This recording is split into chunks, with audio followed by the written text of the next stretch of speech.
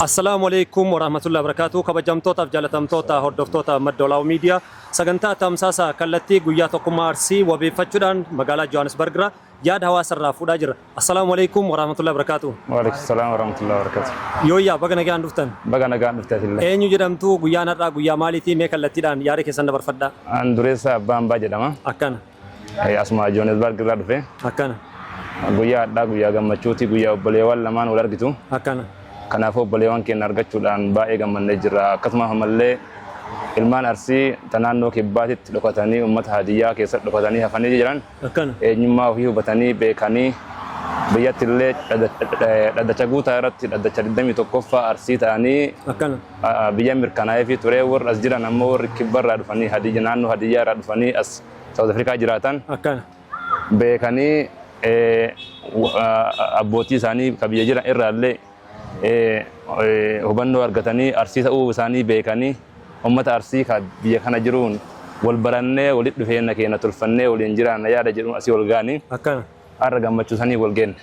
Maashaallah. Meerguma dubbachuu fi tokkummaa Arsii kanatti amananii dhufuun isaaniitiin wal qabate isin akka dhalattoota Arsiitti maaltu isin dhagahame sagantaa amma geggeeffamaa jiru parsantii hagam deeme jettanii yaaddan hirmaattonni akkamii hirmaachaaf? Sagantaan tan duraa namni wal barachuu. Namni ammoo wal baratee jira kanaan dura illee sagantaa biraatti jarri naannoo fi jiraatan inni yaamanii uummata keenya yaamanii achi dhaqee namni keenya illee barateera. Ka wal barumsaa kana irratti ammoo namni akka wal barataa jira namni qara akka sababa adda addaatiin wal ilaalaa ture kun ilmaan Arsiiti ilmaan tokko dhiiga tokko jedhee wal baratee jira. Ta wal beekumsaa geeffamte ta wal beekumsaa kana irratti ammoo namni uummanni ispeeshaalii nu amma Oromiyaa keessatti dhalannee waan guddanneef afaan keenya aadaa keenya seenaa keenya sirribbeen.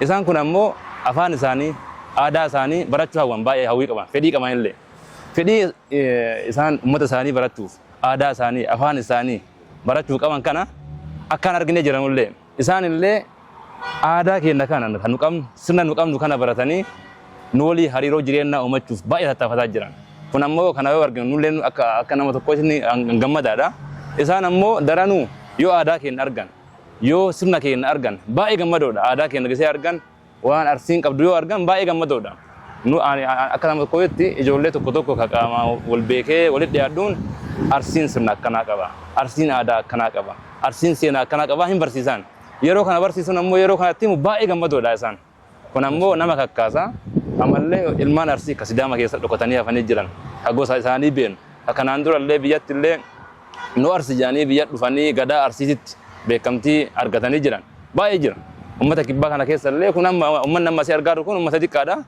baay'ee jira baay'ee hafa ganaa dhufan kana booda dhufanii kana jechuu barbaada.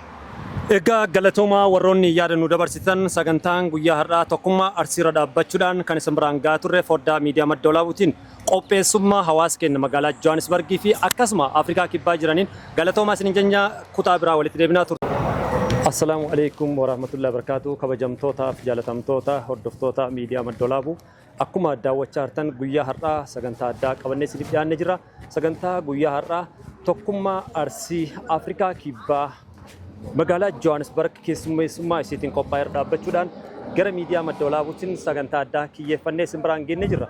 Marigaa warroonni sagantaa kana hordofaa jirtan kanneen biyyoota adda addaa teessanii kallattiidhaan sagantaa tamsaasa kana hordofaa jirtan miidiyaa Maddoolaabuu yeroodhaa yerootti dhimmoota hawaasa keenyaa jiddu galeessa godhannee kallattiidhaan isin biraan gahaa turree jirra.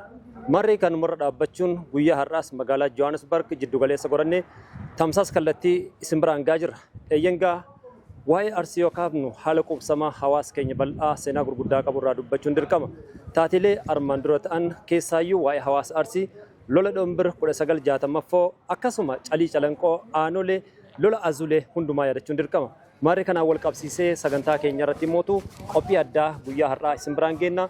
Warroonni mana keessan teessanii sagantaa kana hordofaa jirtan kallattiidhaan Afrikaa kibbaa magaalaa Johannesburg irraa miidiyaa Maddoolaabuu yeroodhaa yerootti qophiilee adda addaa kallattiidhaan isin biraan gahaa turree jirra. Keessaayyuu Oromiyaatti sagantaa keenya warroonni hordoftanii yaada kennaa turtan hundi keessanuu galatoomaa isin jechuu barbaanna. Mee dhimmootuma kanaatiin wal qabsiifnee namoota adda addaa wajjinis turtii goona kanaan wal qabachuudhaan akkuma beekamu yeroo ammaa kanatti dhugaa dubbachuudhaaf sagantaa kana kan qopheessite magaalaa Johannesburg kanaan immoo tu galateeffatamuu qabdi magaalaa Johannesburg hawaasni keenya arsiidha haala kanaan tokkummaa isaa jabeeffatee tokkummaa isaatiin guyyaa har'aa sagantaa isaa qopheeffatee jira. Amman tana kan argitan seensa galmichaa fuuldurarra jira. Seensa galmaa akkuma argitan konkolaataaleen hedduun gamas irrattis dhaabbatanii jiranii. Sagantaa kana immoo tu kan qopheesse uummata keenya arsii hawaasa keenya arsiiti.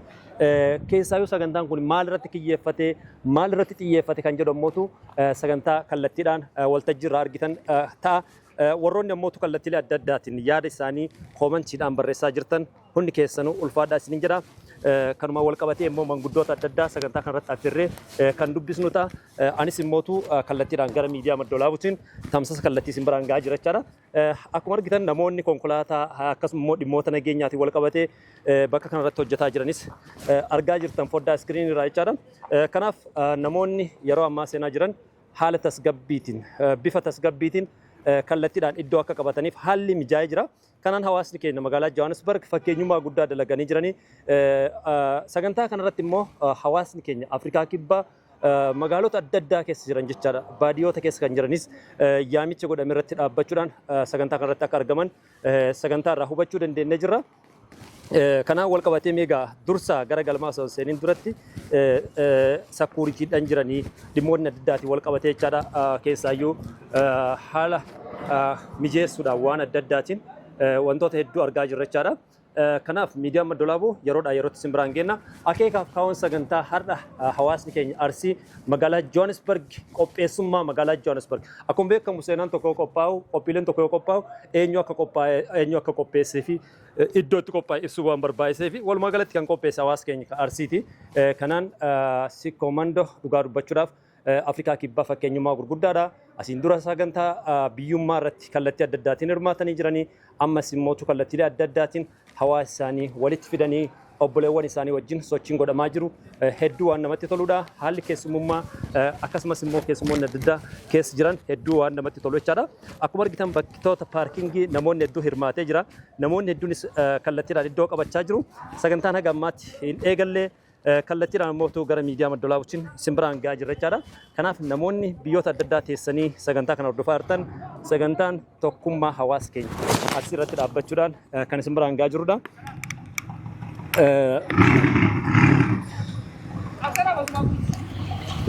Jaaro kanumarra dhaabbachuudhaan sagantaa keenya hawaasa adda addaa qophiin jalqabaa jira. Dubbisaa jirra jechaadha. Kanumarra dhaabbachuun mee sagantaa keenya irratti namoota kallattii adda addaatiin yaada qabanis fuunee isin biraan geenya. Iddoo konkolaataa hawaasni qabataa jiru isin bira jirra jechaadha. Assalaamu alaikum warahmatullahi wabarakatuh. Waalaikumsalam warahmatullahi wabarakatuh. Guyyaa har'aa qophii addaa qabdanii qophiin addaa kun kaayoon isaa maali? Sagantaa maaliiti? Miidiyaan Madda Walaabuu yeroo ammaa kana hawaasa keenyaa sagantaa kan dabarsaa waan taateef mee hawaasa nu daawwachaa jiraniif ergaa akkamii qabdan?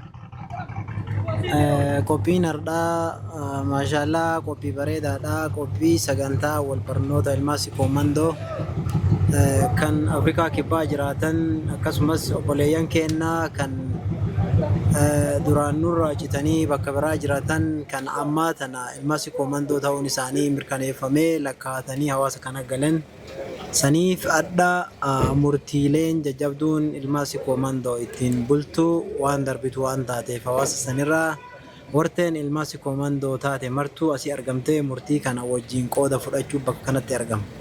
Maashaallah. Mee maal fakkaata hirmaannaan hawaasichaa fedhiin keessanii fi hawaasni hirmaannaan isaa maal fakkaata? Akka ilaalaa jirtanitti ammaan kana. Hanga ammaatti maashaallah hirmaannaan hawaasaallee bareedaa. Qophiileen kun hedduu namatti tola. Kan gaafa eegallee xumura isaa ilaalla. Ammatti eegallee jalqabarra jirra. Kanaaf inshallah bareeda ta'an hawaasni Afrikaa kibbaa jiru fakkeenya gaarii hawaasa biraatiif ta'a jenneen abdii qabna inshallah. Egaa daawwattoota keenya kan daawwachaa jirtan sagantaa tamsaasa kallattii isin biraan gahaa turree jira. Bal'inaan waltajjii irratti walitti deebina. Amman tanatti konkolaatuma keessa qabeetiin dirqeen gaafachaa jira. Waan yaada nu kennitaniif galatoomaa isiniin jenna. Sagantaa biroo moo bal'inaan walitti deebina? Ayyee isinillee galatooma garuu sagantaa isaa malee yaadan harkaa utaalchiftanii maraafuu galateema. Konkolaatuma keessa isin qabne galatooma ulfaadha. Egaa daawwattoota keenya kan isin biraan gahaa jirru qophii addaa tokkummaan Arsii magaalaa Johannesburg Oromoota biyya kana jiraniif akkasuma immoo hawaasa keenya Arsii walitti fiduudhaaf sochii godhamaa jirudha. Kanaan wal qabateetiin sagantaa kallattiidhaan isin biraan gahaa jirra jechaadha. Kanaafuu hawaasni keenya baga gammaddanii baga gammannee wal arguun tokkummaa keenyaaf gaariidha. Hundi keenyayyuu bakka jirtanii tokkummaa keessan jabeessaa isiniin jedha. Egaa kabajamtootaaf jaalatamtoota hordoftoota Maddoolaa Miidiyaa sagantaa tamsaasa kallattii Afrikaa kibbaa magaalaa Johannesburg irraa hawaasa keenya jiddugaleessa Itoophiyaa irraa obboleewwan ofii yookaan qomoo fi arsii barbaachaaf guyyaa har'aa guyyaa wal barnootaa sababeeffachuun walitti dhufanirra dhaabbachuun isin biraan gahaa jirra. Namoonni adda addaa yaada kennanii jiranii sababbiin isaan afaan Amaaraatiin dabarsaniif afaan Oromoo haa beekuu baatan malee hundeen isaanii arsii ta'u dhibbaan dhibbatti dubbatanii jiran jechaadha. Kanaaf arsoomni qorsoomaa keessattuu wayyooma yeroo jedhamu waa malee miti dhugaa jirtus hawaasa kanarraa yaada hawaasa kanarraa hubattanii jirtanii dhuguma dubbachuuf magaalaa Johannesburg naannawa ishee uummanni keenya sagantaa kana qopheessan maqaa arsiitiin Afrikaa kibbaa jirtan hundi keessanuu isin galateeffachuun barbaanna sagantaa hedduu dinqisiisaa yeroo jalqabaatiif for the first time in the history of United Sikh Commando. I'm really appreciate our community especially for focusing on this issue to build our nations economically, politically. I want to say thank you. Kanaaf obboleeyyan kiyya dhugaa dubbachuuf sagantaan kun sagantaa baay'ee hedduu namatti toludha. Uummanni akkasitti bahee haala kanaan ani obboleeyyan kiyya qomoo arsii nan barbaada jechuudhaan haala kanaan dhufee jira.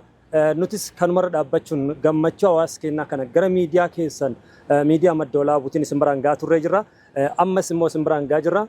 Ni beekna seenaa keenyaa maddi walaabuu lafa burqaa keenyaa kan jedhamus waa malee miti. Oromoonni naannoo kanarraa burqanii Oromoonni naannoo kanarraa ba'an waan taateef sagantaa keenyas nutis kallattiidhaan isin biraan gahuuf dirqamne jechaadha. Dhugaa dubbachuudhaaf hedduu galatoomaa ulfaadha. Sagantaa biroo immoo bal'inaa walitti deebina.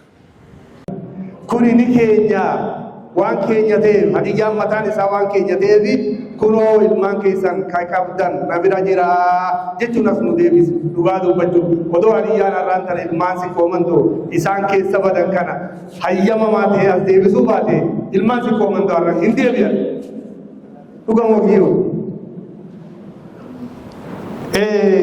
Baga jiraatanii baga keenya taatanii isaanii jechuu barbaada obboleeyyan keenya ilmaan si koomandoo. In fagaanne jiddu gara Itoophiyaa keessatti badanii as har'aan tana uyyisi hoggaa dheerate bakkuma irraa biqiletti jigaa jedhanii allaattiin martee booddee duuti lafaa gaafa duuti lafuma deebitii jedhanii deemee bikkallakiinsa hidda isaatti deebi'uudhaa fi baga rabbiin ibsi beeksisee si deebisiisee baga deebitee welcome baga waan tokko lama miti wanni nu qarqaasa itti hajamnu wanni nu qarqaasan nu bira dhaabadhaa isin jennu garuu sa'aatii dheeraan qabu garuu wayita nu agartanitti nu waamtanii mee koottaa maaliin isin qarqaara yoo nu jettan akka malee isinitti wanni jenna ammaaf sa'aatiin illee gabaabaadha garuu wanni jedhu akkasuma galatooma isin jenna kaagana yoo opportunity kanaa nu kennitanii nu dhaggeeffattan galatooma akka oyaasatti galatooma fi galatooma. Assalaamu alaikum wa rahmatullahi wa barakatuh. Wa alaikum assalam wa rahmatullahi wa barakatuh. Salam karim. Sochun engineering balada hojjetan jechuudha. Wanti barataachinaadha yoo suuqee akka malee ijaaree ittiin jiru sagantaa isaan kan biraan qaban keessaa tokko akka komiitii Oromootti gaanota qabatan ilmaan keenyaa taasisuuf baratanii sekondarii iskuulii xumuranii qabxii olaanaa fidanii gara yuunivarsiitii deemaa jiran sagantaa appilikeeshinii wayii qarqaarsa manguddoo abbootiilee obboleewwan keenyaatiin haawwanii fi sajjada guddaa qabanii isa jaallatti yaaduu takka inni jaanu ijoollee primary school irraa gara secondary school irraa gara university dabalis warra bakki bareedaa university seenan isaanillee walumaa qabdee bakka tokkotti warra university seenan warra university qabxii olaanaa ture akka koomanii kan wadaatuufan qabxii olaanaa nuuf fidaniif waliin haa keessummeessinu sagantaa sana qopheessaa nutis barattoota humnallee ittiin qabnu jedhanii hundi keessanuu itti yaada waan qabdaniif bira dhaabadhaa yoo rabbi fedhe yeroo gabaabaa keessatti waan san ijoolleen kun akka qopheessinuuf nu biraa eeggatanii dhaamsa isin haa ta'u jechuudha hundi kennaa ilmaan horree qabnaa ilmaan kun wal qabatanii wal baratanii bakka wayii akka gaaniif akka irraa fudhannuuf jennaa jazaakumullahu khairan. Jawaban amasakilana mejaman engineer Aura Bunga. Jalurnya bergabung Abraham engineer Aura Yare Allah Ijazah kawan Maikin beras melewat dengan wallahi nama tu kuat dengan gaji salih pernah baca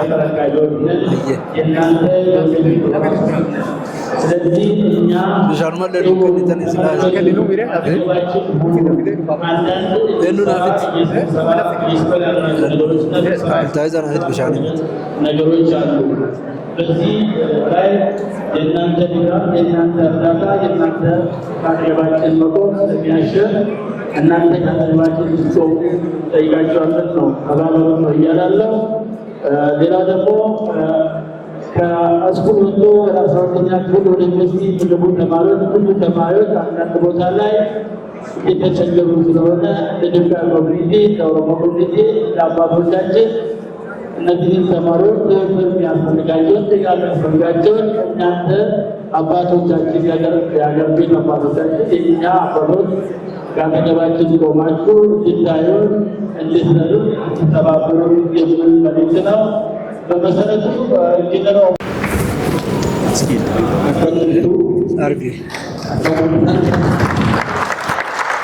እንግዲህ ጡማ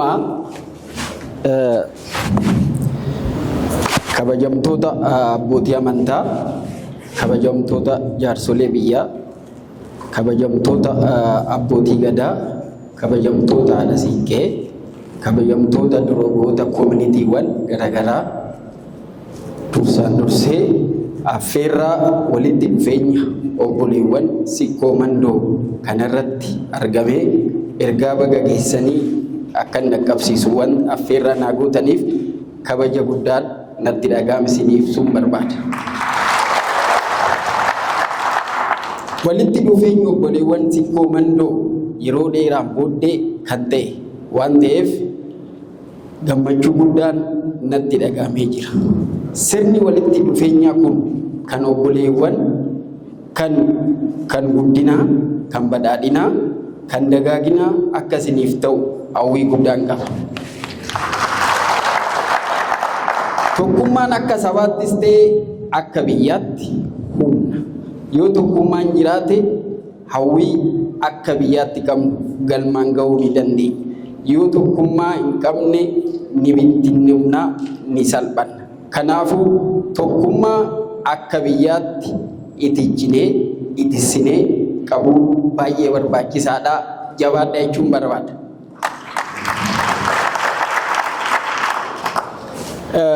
Akka Itoophiyaa akka imbaasii Itoophiyaatti hojjetaa kutaa diyaaspooraa hirmaannaa kutaa diyaaspooraatti ergaa xiqqoo qabu isinii gabaasuu wanti barbaadu yoo jiraate wantoota asitti hojjettan kana qabeenya asitti uummattan kana akka biyyatti galchitanii akka irratti hojjettaniif akka maatii keessan hunda gargaarsa akka biyyaaf ta'u akka gootan asumaan sin gaafachuu barbaada. Galatooma gadaan ufaaf gabbina. Thank you.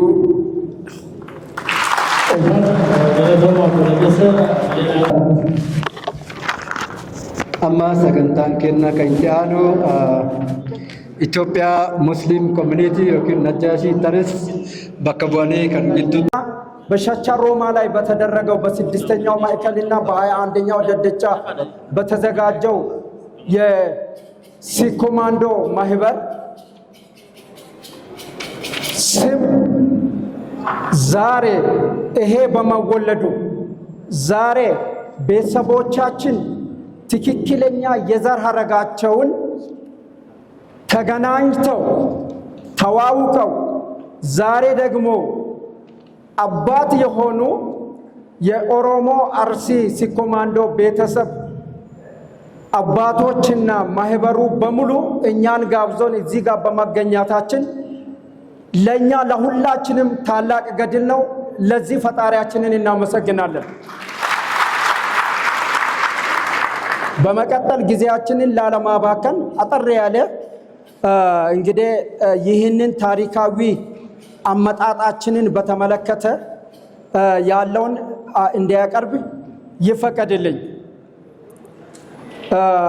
እንግዲህ እኛ በታሪካዊ አሰፋፈር ምክንያት የምናወራው የተወለድንበት አካባቢ አፋችንን በፈታንበት ቋንቋ ቀጥሎም በብሔራዊ ቋንቋ አማርኛ ይሁን እንጂ የኛ በዘር ሐረጋችን ማውራት ያለብን በኦሮምኛ መሆኑ ለሁላችንም የታወቀ ነው።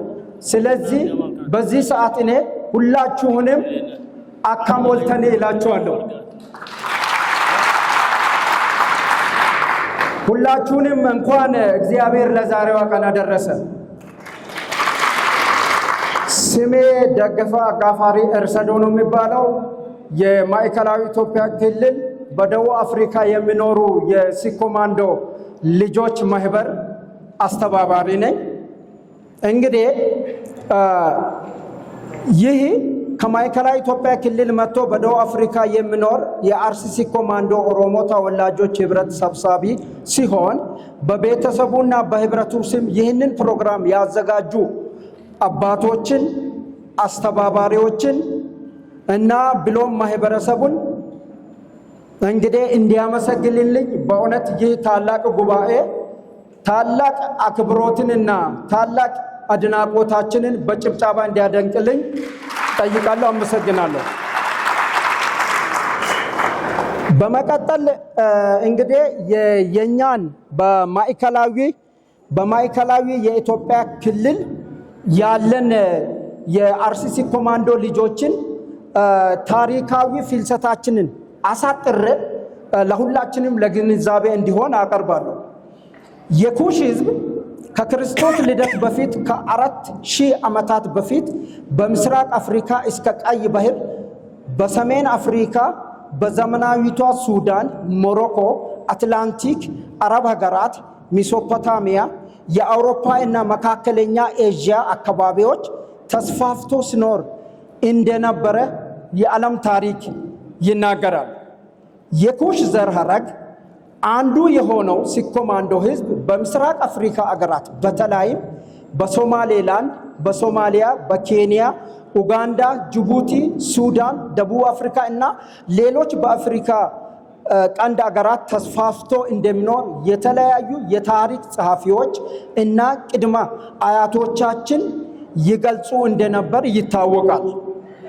የሲኮማንዶ ህዝብ ከ12ኛ ክፍለ ዘመን ጀምሮ በአርሲ በባሌና ቦረና ዞኖች መነሻ በማድረግ ወደ አማራ፣ ወደ ትግራይ፣ አፋር፣ ሶማሊያ፣ ሐረር፣ ጋምቤላ፣ ሲዳማ፣ ማዕከላዊ ኢትዮጵያ፣ ደቡብ ምዕራብ ኢትዮጵያ፣ ደቡብ ኢትዮጵያ ክልሎችና አዲስ አበባና ድሬዳዋ አስተዳደሮች እና ሌሎች አካባቢዎች በአገሪቱ በአራቱም አቅጣጫዎች ሰፍሮ እንደሚገኝ የተለያዩ ጥናቶች እና በመረጃ የተደገፈ የህዝቡ አናኖር ያሳያል። የኩሽ ቋንቋ ተናጋሪ የሆኑ የአርሲ ሲኮማንዶ ህዝብ ኦሮሞኛ፣ ሀዲየኛ፣ ከምባተኛ፣ ሲዳምኛ፣ አፋርኛ፣ ሱማሌኛ፣ ኮንሰኛ እና አጋውኛ እና ሌሎችንም ቋንቋዎች ተናጋሪ ሲሆኑ በማዕከላዊ ኢትዮጵያ ክልል የሲኮማንዶ ህዝብ ከ14ኛ ክፍለ ዘመን ጀምሮ በሀዲያ፣ በከምባታ፣ በጠምባሮ ልዩ ወረዳ፣ በስልጤ ዞኖችና በሌሎች ማህበረሰብ ክፍል የሚኖሩ ሲሆን የአርሲ ሲኮማንዶ ህዝብ የዘር ሐረግ የተለያዩ ቦታዎች እንዲስፋፉ እና እንዲንቀሳቀስ ካደረጋቸው ዋና ዋና ምክንያቶች ለከብቶቻቸው ምቹ ግጦሽ መሬት ፍለጋ፣ የህዝብ ግፊት፣ በጊዜው የነበሩ ግጭቶችና ጦርነት፣ የእርሻ ዘመናዊ የንግድ ልውውጥ እንቅስቃሴዎች እና በጋብቻና በተለያዩ ማህበራዊና ፖለቲካዊ እንቅስቃሴዎች መሆኑን የታሪክ መዛግብቶችና እንዲሁም የተለያዩ ጥናቶች ያስረዳሉ። ስለዚህ በማዕከላዊ ኢትዮጵያ ክልል የሚኖሩ የአርሲሲ ኮማንዶ ቤተሰብ ከጥንት ጀምሮ በአርሲ ባሌና ቦረና ከሚኖሩ የአርሲሲ ኮማንዶ ወንድሞቻቸው ጋር በተለያዩ ጊዜ በደስታና በሐዘን እየተገናኙ የቆየ ቢሆንም ከሚያዝያ 18 እስከ 19 2017 በኢትዮጵያ አቆጣጠር ድረስ የኮማንዶ ወንድሞቻችን ጋር በተለያዩ ጊዜ በደስታና በሐዘን እየተገናኙ የቆዩ ቢሆንም ከሚያዝያ 18 እስከ 19 2017 ዓመተ ምህረት ድረስ አዲሱ ትውልድ በኦሮሚያ ክልል አርሲ ባሌና ቦረና ከሚኖሩ ኮማንዶ ወንድሞች እና እህቶች ጋር የማዕከላዊ ኢትዮጵያ ክልል ኦሮሞ ተወላጆች የማዕከላዊ ኢትዮጵያ ክልል መቀመጫ በሆነችው በሆሳና ሸቻ ቀበሌ ላይ የቤተሰቡ ምርቃትና ህዝብ ለህዝብ ግንኙነት ፕሮግራም በደማቅ መካሄዱ ይታወቃል። እኛም በደቡብ አፍሪካ በዘጠኙ ፕሮቪንስ የምንኖር ከማዕከላዊ ኢትዮጵያ ክልል የመጣን የአርሲሲ ኮማንዶ ቤተሰብ አባላት አገር ቤት ካሉ የአርሲሲ ኮማንዶ 6ኛ ማዕከል 21ኛ ደደቻ አባገዳዎች ጋር በመናበብ የተለያዩ የልማት ስራዎችን እየሰራን የቆየን በመሆኑ ከሚያዝያ 18 እስከ 19 2017 ዓመተ ምህረት በሆሳና ሸቻ ቀበሌ ላይ ኮማንዶ በጋራ ካስመረቁት ቤተሰቦች ጋር እንግዲህ ተደራጅተን የተደራጀን ሲሆን የተደራጀንበትም ዓላማ በትክክለኛ ወንድማዊ ማንነት ለልማትና አብሮ ለመስራት እንጂ መንግስትን ለመቃወም አለመሆኑንና በደቡብ አፍሪካና አገር ቤት ያሉ ሌሎች ብሔሮች ወንድሞቻችን ጋር እንደ ድሮአችን አብረን ለመስራትና አብረን ለመኖር ብቻ መሆኑን እየገለጽ ይህንንም ፕሮግራም አስቦ ያዘጋጁ በደቡብ አፍሪካ የሚኖሩ ከኢትዮጵያ ኦሮሚያ ክልል የመጡ የአርሲሲ ኮማንዶ ኦሮሞ ተወላጆችን ከማዕከላዊ የኢትዮጵያ ክልል ከመጡ በደቡብ አፍሪካ ከሚኖሩ ከአርሲሲ ኮማንዶ ወንድሞች ጋር እንግዲህ ለማመስገን ይፈልጋለሁ። ምስጋናችሁን እንደገና በጭብጨባ ግለጹልኝ። እንግዲህ አመሰግናለሁ። ንግግሬን በዚህ ያበቃለሁ።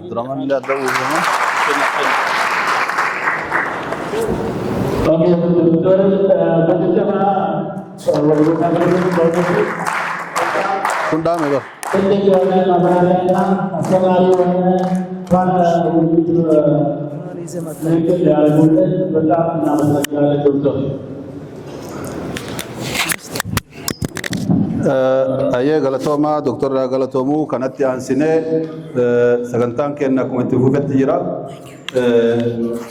Itti aansee kabajamoo hoogganaa Community Oromoo Afrikaa Kibbaa guutuu Chief Abdurrahman Jibroo waa'ee tokkochummaa irraa akka uummata kanaaf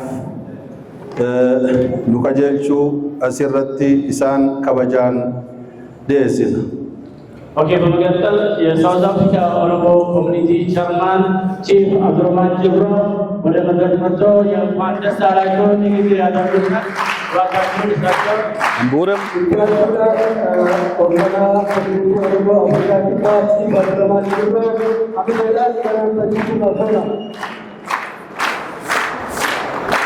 Welcome.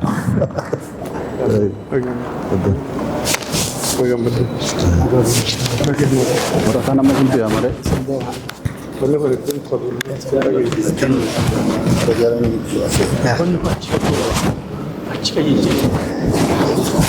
Mana matu?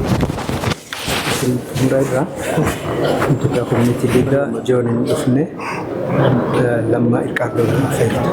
Ini affair. Lama ikat. Ini berasa.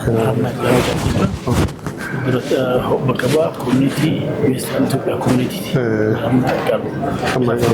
Kenapa? Kenapa?